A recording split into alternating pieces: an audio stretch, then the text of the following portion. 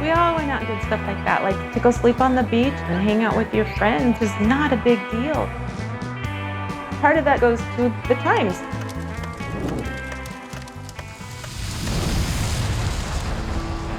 There has to be something that I can do to rectify my decision and Barbara's decision to go to the beach when Dad asked us to just stay there.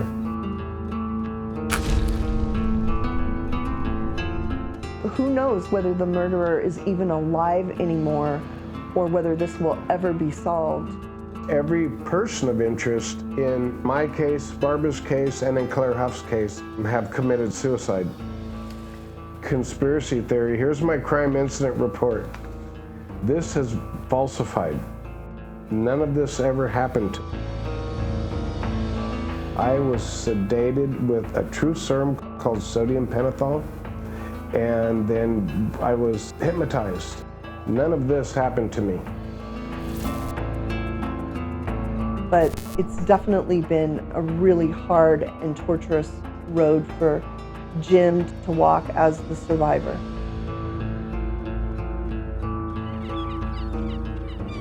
See what it's doing to me, it's gotta be doing the same to you. If you know this information or this is you that did this, your soul is so and you live with this nightmare every single day of your life.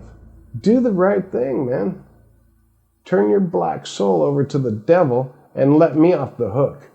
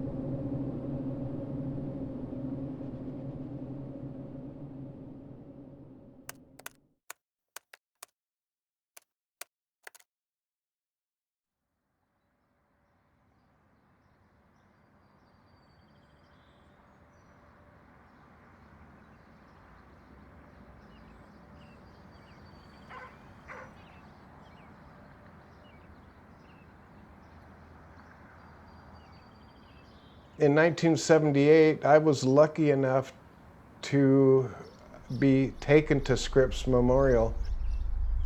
They were the leading hospital that was trying to do neurosurgery.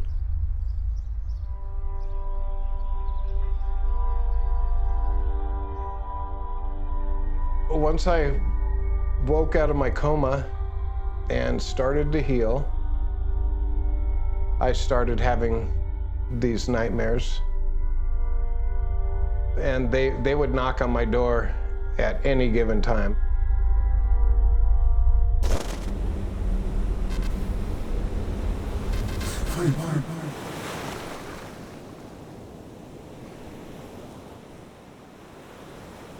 When I woke up on the beach that next day, my life had changed completely.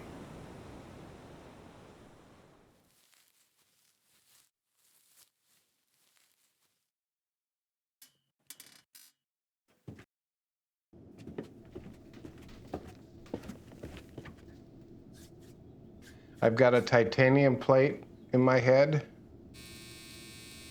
a new nose. I had to learn how to walk again, feed myself, bathe myself.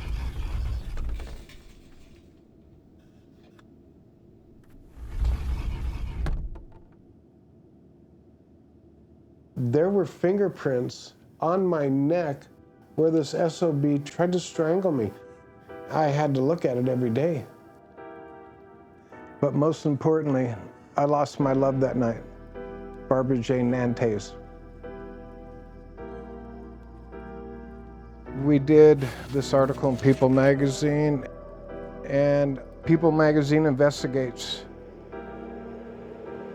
This is Barbara Nantais right there.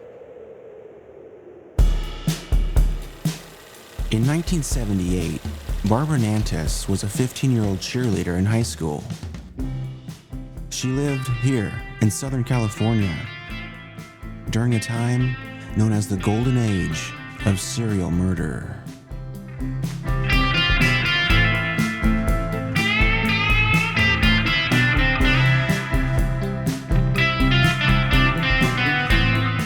Back in that day, there was a sense of freedom. You could kind of run around. There were a lot of kids. When the streetlights come on, you go home.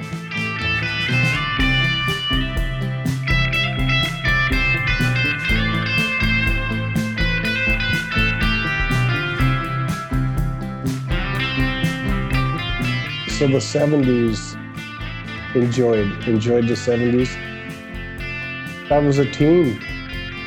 And then I met a girl named Barbara J. Nantais, and it changed my whole life, that young lady.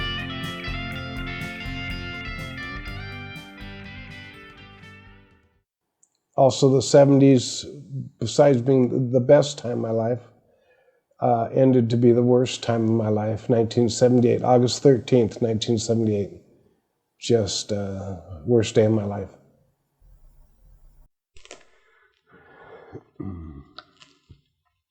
Photos of Barbara, obviously. This is what she looked like when her and I were dating. Photos of her as a younger Barbara, obviously.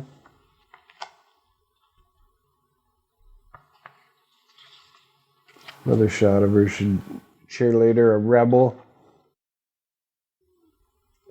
Just a beautiful girl, beautiful soul, with a mind of her own. That's why we got along so well. We both have minds of our own. We both had minds of our own, I guess I should say. So, this year, that was the year Barbara and I were together. I was a celebrity, obviously being in Surfer magazine and at my high school, and Barbara being a cheerleader, she was very popular.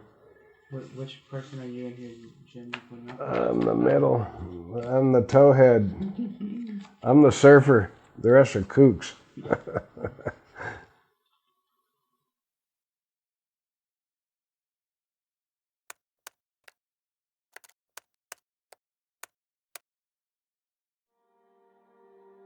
My name is Rebecca Starbeck, and Jim Alt is my cousin, or James Alt, as you might know him. Let me tell you about Jim before, first of all, because he's a different person than I think he was back then. Even though we were kids, I think he was playful, he was kind of funny, and after the attack, which it was a traumatic brain injury, there's more of a tendency to feel a rage.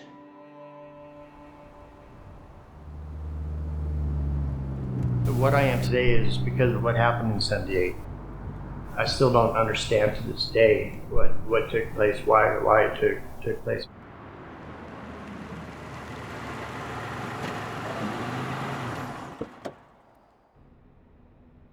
All my life, I hear Jim talking about this on a daily, and it does have an effect on me. I don't know the stuff that my brother's gone through, because a lot of it I can't handle, so I block out. Because, it's every day with him. Every day. Okay, how in the hell can anybody handle that? And I think, my God, he's on fucking overload. Good afternoon, Lieutenant. I'd like to ask you a question about Claire Huff's case, period. I'd like to know the status of her case at this moment. Thank you very much, period. Mom, one of her dying wishes was she hopes that they could find the killer, the people that did this to Barbara and did to my brother Jim. And that didn't happen. And that's a big part of the puzzle that the public doesn't understand. My brother has no closure on this. The Alts haven't had closure.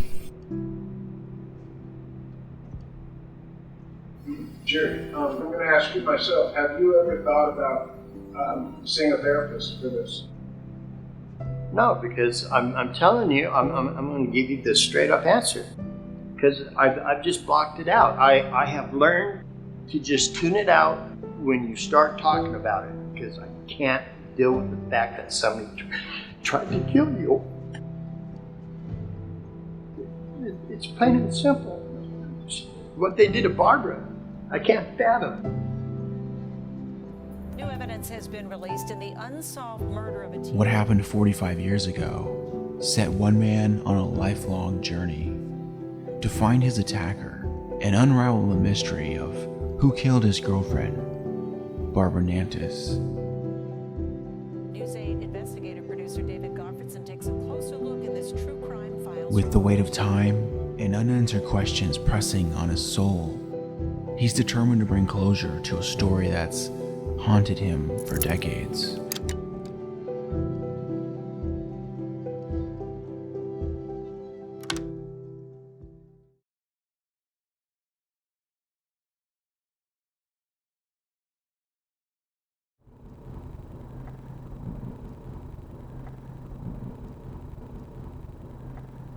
A few months after I was released from the hospital, the PD had me come back down, walk the walk, talk the talk. There were on the beach where it happened.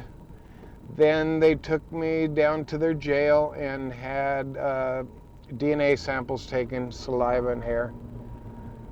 Then we did the sodium pentothal and the hypnosis, and that was a true mind crime they did to me. They doped me up with true serum and then recorded a guy that performed hypnosis on me. We're right now we're headed down to Torrey Pines State Beach. We're gonna do another interview with News 8 in San Diego, channel it's CBS News 8. They're doing another story. How do you keep going back to where the bad stuff happened? And it's because I have to. I'm the only one keeping it alive. And if I don't go back and beat up on the cops a little bit, and get them to do their job, my case is gonna just sit with dust. It's gonna keep growing.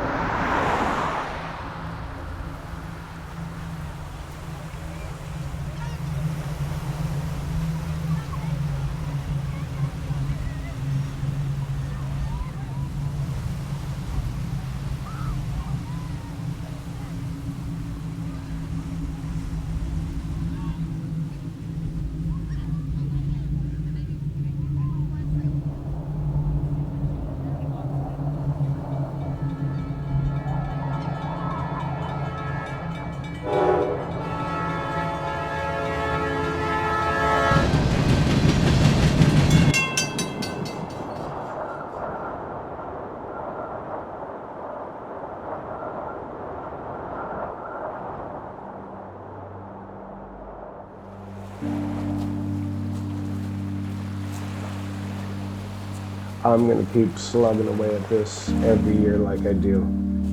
I'm the one that took Barbara to the beach. I'm the one that didn't bring Barbara home. I've got to try to help to find out who did this, who committed the murder, the attempt murder on me. I lost someone I loved, was sleeping in my arms. I woke up weeks later out of a coma. They had already buried Barbara.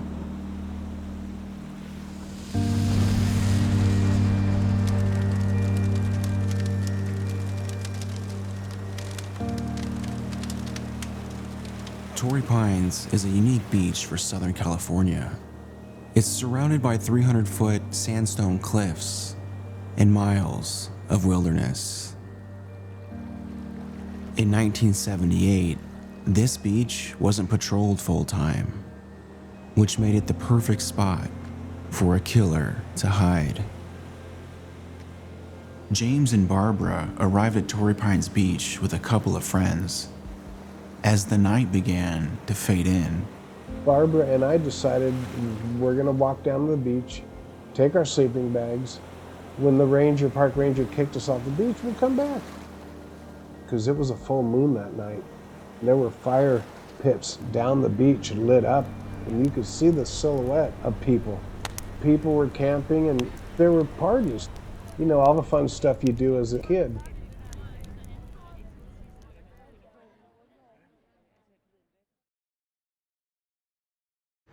So yeah, Barbara and I we passed the lifeguard station, and there were some mounds of sand right over in that area. And we parked ourselves about right here, just south of the lifeguard tower. And these mounds of sand were covering our view of the fire pits down the beach. So about right here was where we were attacked. Cold chills, feeling that sensation over my body. But this is the area. 40 plus years later.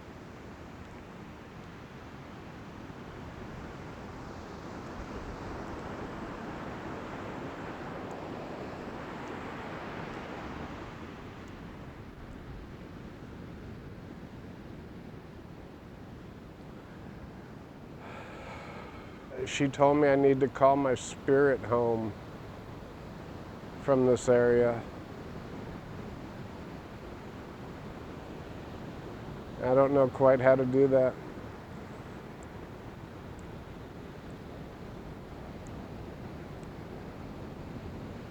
I don't know how to do that. But I know I've been stuck here for a minute.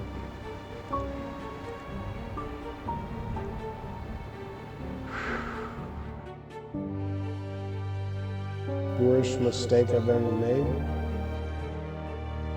We loaded the station wagon and went to the beach. that night, as the teenage lovers slept on the beach, somebody used a rock from the fire pit to attack James and Barbara. Barbara was beaten over the head 4 times with a large rock and then strangled. She was found nude, lying on her back with her legs spread, her right nipple cut with a sharp object, and she had a large amount of sand stuffed into her mouth.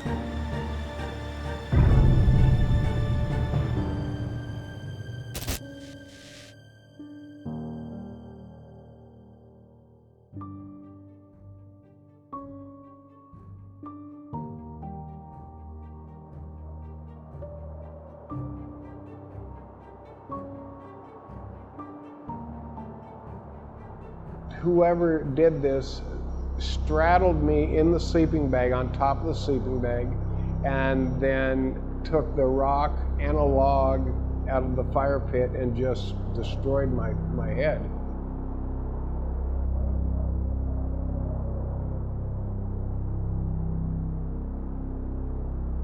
After they took a rock and a log to my forehead and thought they killed me, they dragged Barbara around, I guess, out of my vision on the sand around a dune, a rock, I don't know. And the next thing I know, I'm waking up cold and I feel wet and I start feeling for Barbara and I can't find her.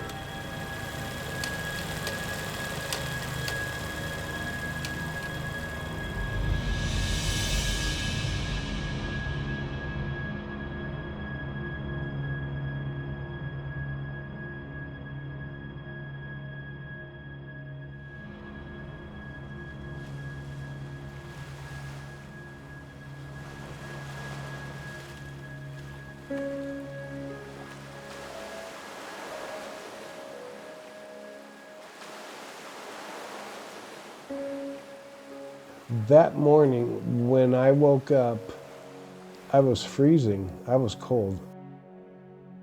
I had blood all over me. I did not know that. My eyes were swollen shut. My head was the size of a basketball. While still in shock from the attack, Jim begins to crawl on his hands and knees back up the cliffside. I've got to make it up the cliff, through a chain link fence that had been cut. And I was on my hands and knees when I found the bike path. When I went from sand to asphalt, I could feel that. But I made that turn and I went underneath the Pacific Coast Highway, that bridge. And the bike path turned and it led straight down to the bathrooms and it went alongside the parking lot.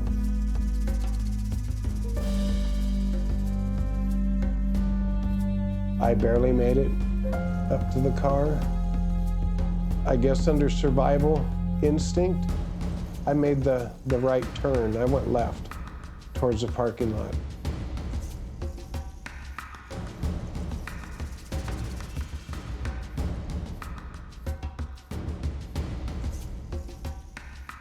The whites of my eyes were blood red. You couldn't see any of the white. And I also had finger marks on my neck where someone had their hands, they were trying to strangle me. Those were on my neck for at least 6 months. It was a constant reminder of what happened that night.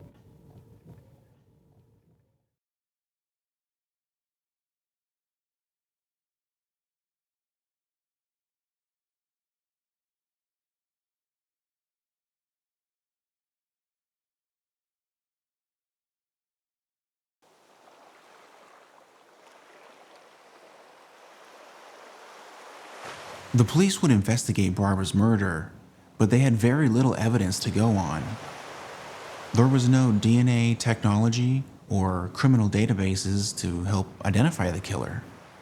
So the police focused on the one person connected to the case, James. I remember the doctor taking the bandages off my head. He says, "This is probably the day we're gonna get his eyes open."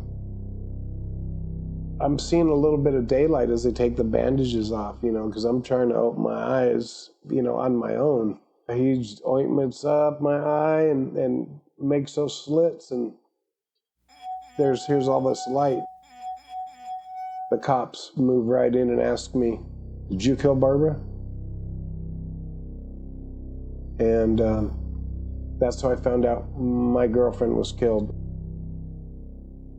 They wanted to see, I guess, the look that I gave them with my eyes. I don't know how they could do that.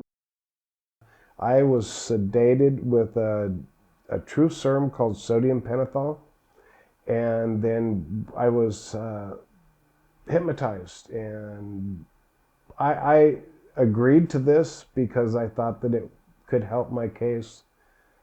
That maybe there was something that I saw that night, something that I heard, maybe for a brief second saw the person that ended up killing Barbara. I have not ever remembered anything under sedation, under hypnosis, or in the last 40 plus years, I have not remembered anything. James suffered multiple skull fractures during the attack, resulting in a traumatic brain injury. He was placed into a coma while he healed, so it's pretty clear that he didn't kill his girlfriend. But there were no other leads, and eventually, the case went cold. But that would all change 6 years later when the unthinkable happened.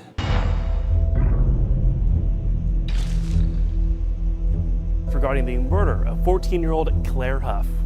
Another teenage girl would be found dead on the same beach. Her body was found here on the sand of Torrey Pines State Beach. She had been beaten, strangled, and mutilated.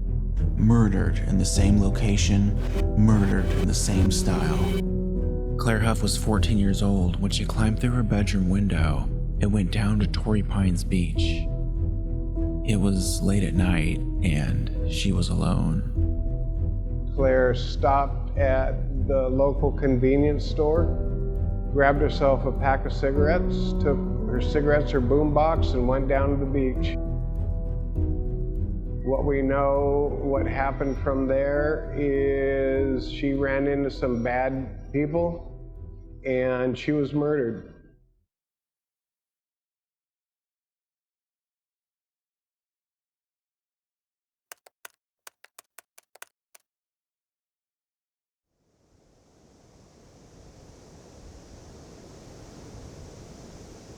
The following day, Wallace Wheeler, an elderly war veteran, strolled the beach looking for cans and other metals.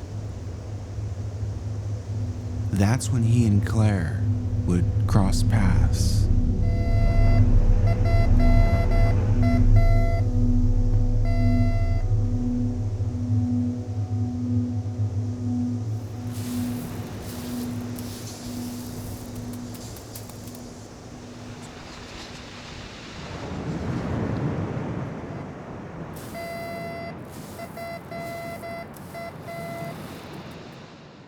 Wallace Wheeler was out walking down the beach and found Claire.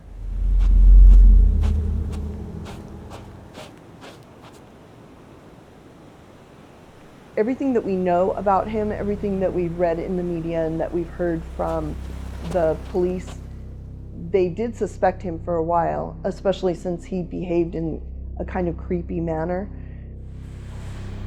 After finding Claire's body, Wallace Wheeler became fascinated with the case.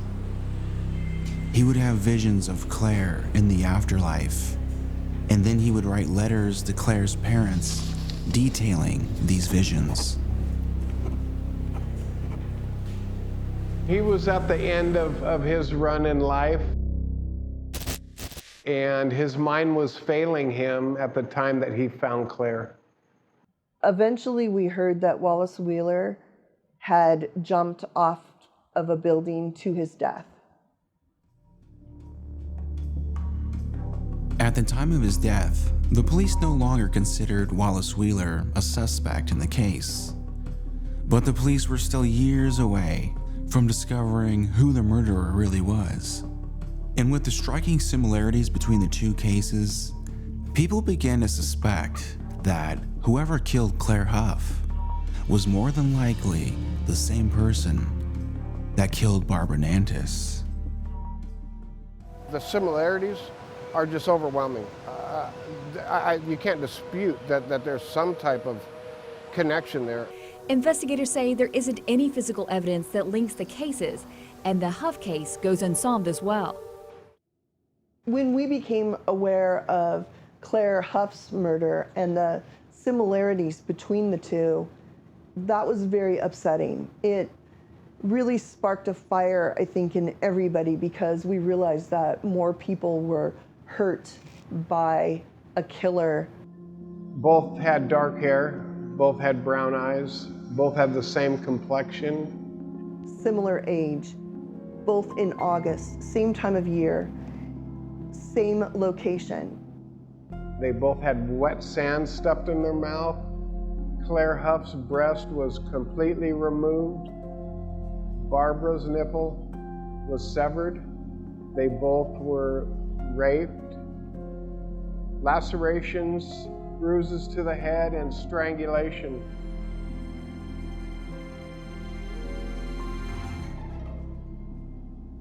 I believe that either it's the same killer in both cases, or it's a copycat. They're so similar that I can't believe anything other than that.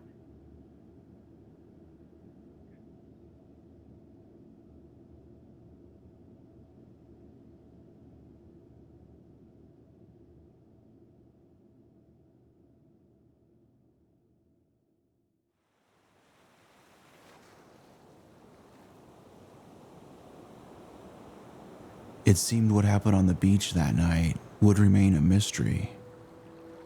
For the next 28 years, the case would go cold. until advancements in DNA technology would reveal who was behind the killing of Claire Huff. The next big seeming break in the cases was that we heard about Ronald Tatro and Kevin Brown, and they both had DNA hits in Claire Huff's case. 28 years after Claire's murder, the San Diego Police Department would get their biggest hit in the case. With the use of modern technology, the crime lab retested the evidence in the Claire Huff case.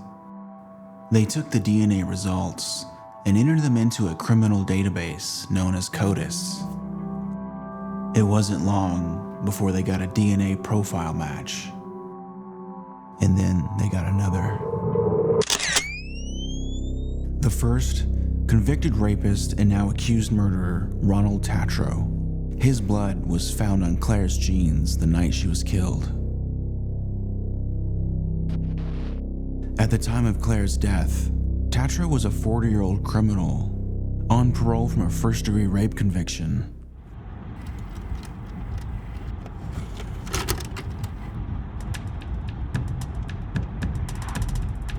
He lived out of his van, traveling between towns and committing crimes against women. It's believed that during one of these criminal road trips is when Tatro attacked Claire.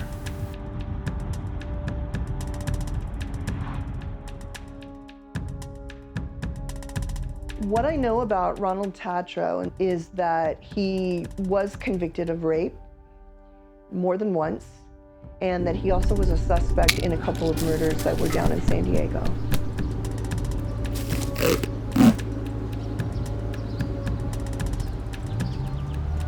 Tatro was a lifelong criminal. Without advancements in DNA technology, catching criminal drifters like Ronald Tatro would be nearly impossible.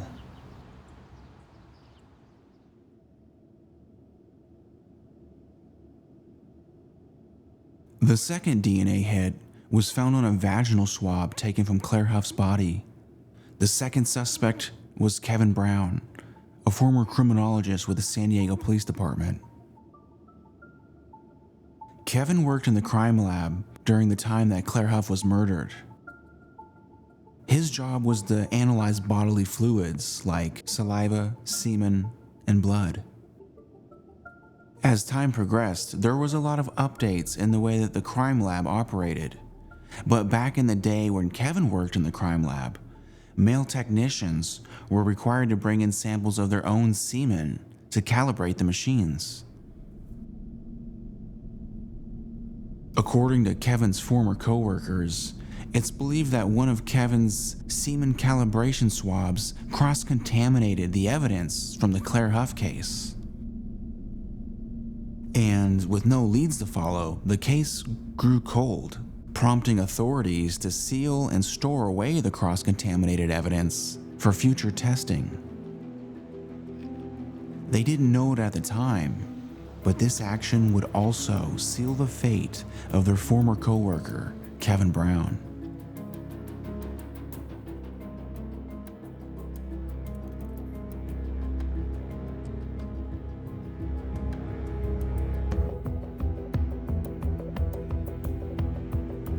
Months would turn into years, and years would turn into decades, while a killer was free to roam.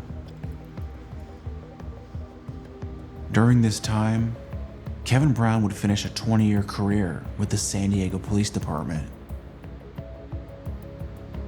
Ronald Tatro would continue committing crimes all over the country. And James Alt, he would still be wondering who killed his girlfriend, Barbara Nantais.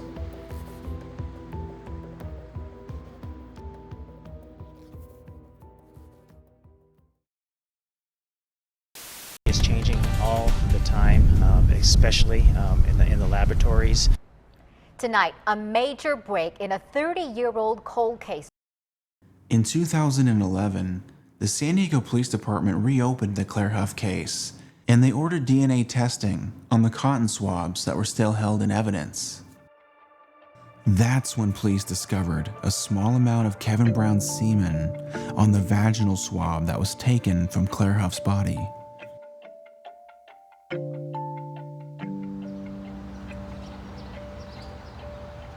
The police were aware of how the crime lab operated in the 1980s, but they decided to move forward with their case against Kevin Brown.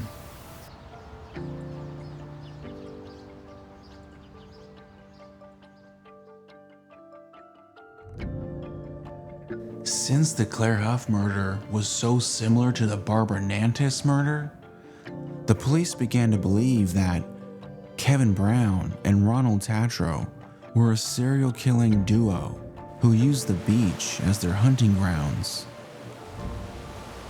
They get a warrant and they go to Kevin Brown's house. They take a lot of stuff, and the media reports that they took stuff that they shouldn't have been taken. Mr. Brown, let me ask you, do you know anybody named Claire?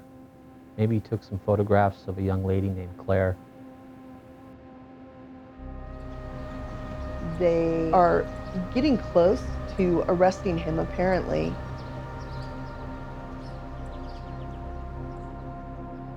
Kevin spoke to the investigators without a lawyer, and he told them everything he knew about the Claire Huff case. But the police didn't believe the lab contamination story, and they would continue to press Kevin into confessing to the murder. Kevin, think back to the 70s. Do you remember filming anybody by the name of Claire? Fearing he would spend the rest of his life in prison, Kevin spiraled into depression, which eventually led him to taking his own life.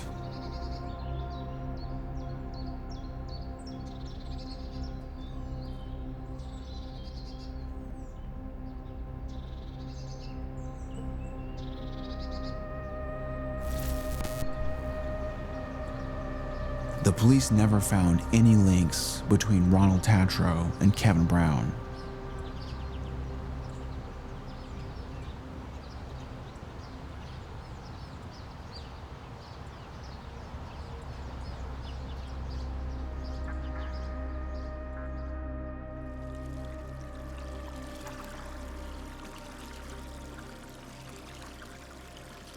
As time went on, the field of forensic science evolved in step with advancements in DNA technology, making it harder for criminals like Tatro to hide.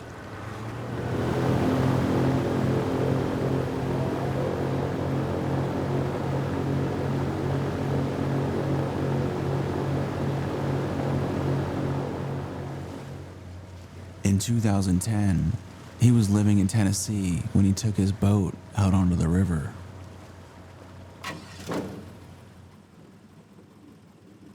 When he goes into the water, apparently he takes out his wallet and his glasses and leaves those in the boat, which makes it look a little bit like he was planning to go in. He wasn't wearing a life vest.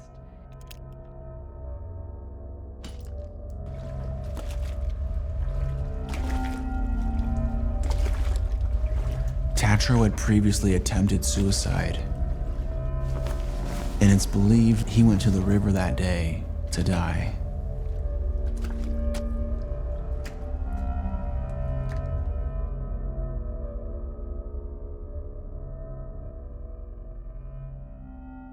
And it just so happens that the day that he died was the exact day that Claire Huff was murdered.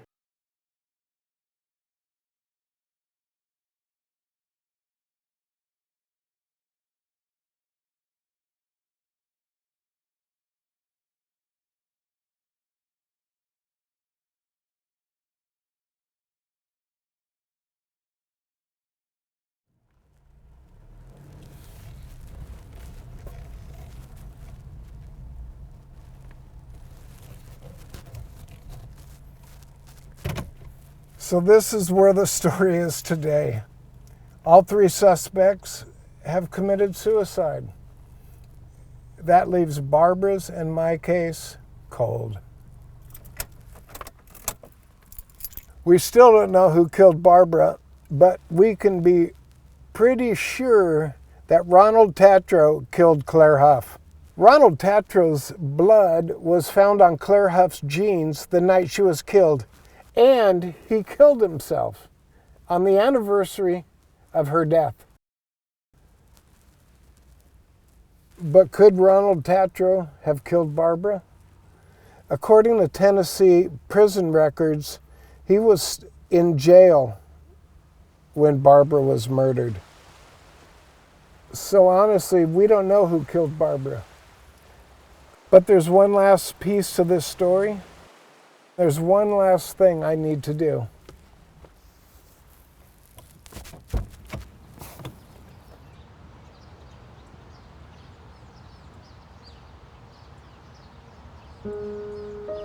I certainly have wondered at times whether it's healthy for Jim to continue this. I think it's the only thing that he can do.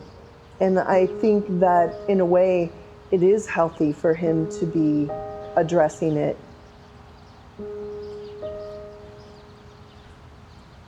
But Jim is struggling always to deal with this. And I'm really proud of him because of the steps that he's taken. But let's hear from James Alt now. Good evening, Jim. He never gave up on trying to figure this out and trying to continue acting as police to solve this crime. You know, it would be easy to just stop and be grateful for how far he's gone and for all the people he's helped. So why stop? He's gone this far.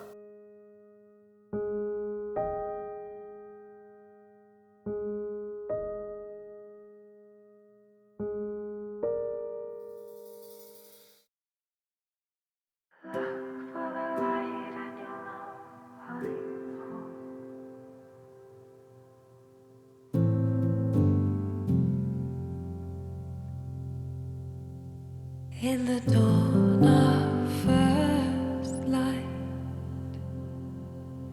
the sun dance of daylight, would you wait for me?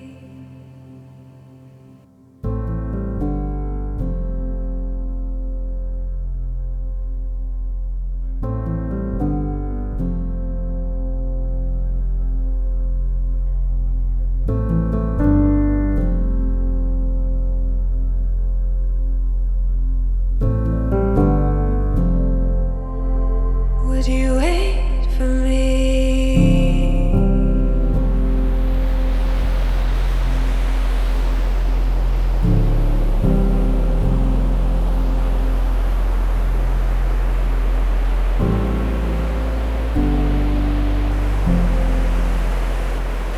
Barbara, I've been by your side for 46 years. I've pushed as hard and as far as I can. I never thought I would say this, but it's time for me to say goodbye to you.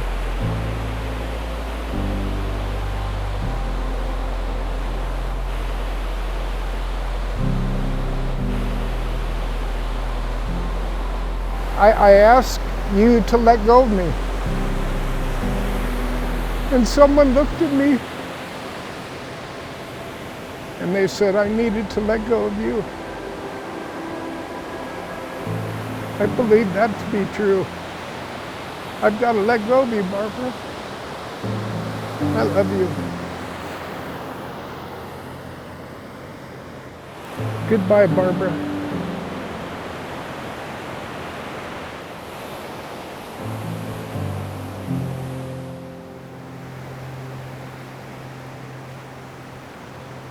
Would you wait for me?